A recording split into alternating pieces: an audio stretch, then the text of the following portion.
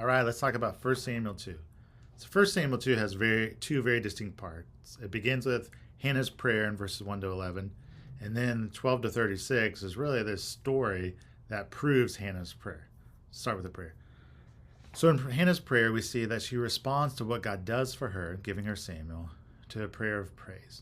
Now, this is not only a prayer that's for her life, but it's actually a prayer for the people of Israel. So again, this is a prayer that's not like a prophecy. It's much bigger than just her story, and it's about who God is and what he's about to do in Israel.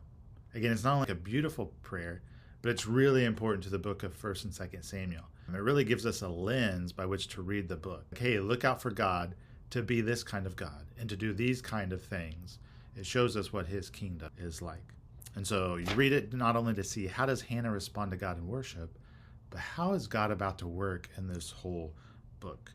It's clearly a prayer that's focused on God. You see a lot of language about who God is and how he acts. God is holy, he is just, he is faithful, he's our rock, he's sovereign. See all these things about God. 3 themes I want to point out, because I think these, again, are themes you see throughout the book. So first, again, we see God's sovereignty, not only in the lives of individuals, but in the rise and fall of kings and kingdoms. So God is at work in nations, in the history, in the raising up of kings and kingdoms, but also bringing them low.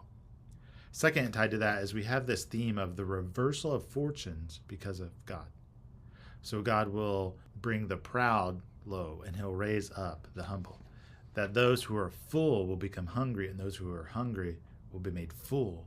That God will punish the wicked, but reward the faithful. So you have these reversal of fortunes language that Hannah has experienced, but also others will experience, like David later in the book. And then third, and maybe the most important theme, is that it's God's strength rather than man's strength that prevails. So in verse 9, you have this key phrase I think might be the key to the whole book. It says, "Not by might shall a man prevail." Or verse 4 says, "The bows of the mighty are broken, but the feeble bind on strength." And the point is that no one should be trusting in their might or in the might of others. So throughout 1st and 2nd Samuel, they'll be tempted to trust in kings or in armor or in soldiers, wealth, lots of different things they can trust in, lots of different things we trust in. And yet the clear command here is that it's only in God's might, God's power, God's help, God's wisdom that we prevail, we find strength. So I love this book, I love this prayer, because it reminds us that we should be turning to God and trusting in him, because there's no one like him, and only in his might and strength do we prevail. So that's the first part. That's Hannah's prayer. The second thing we then see in the rest of the chapter, the out with the old, in with the new. God replaces the bad priests, Eli's sons, their wicked and worthless sons. He replaces them with Samuel, a good and righteous son.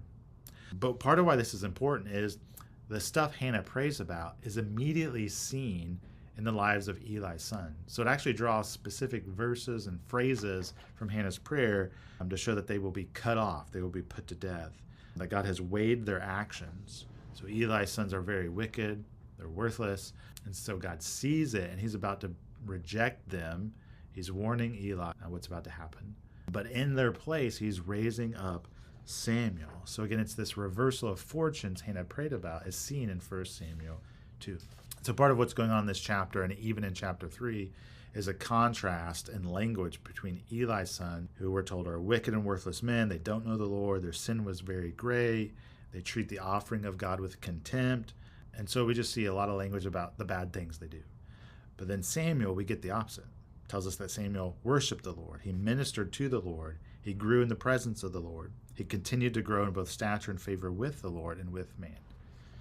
And so again, this is not just because Samuel's special, but Samuel's faithful, but because God is at work in the life of Israel right now to reject these wicked sons, Eli's household, but to raise up a faithful servant to Israel in Samuel.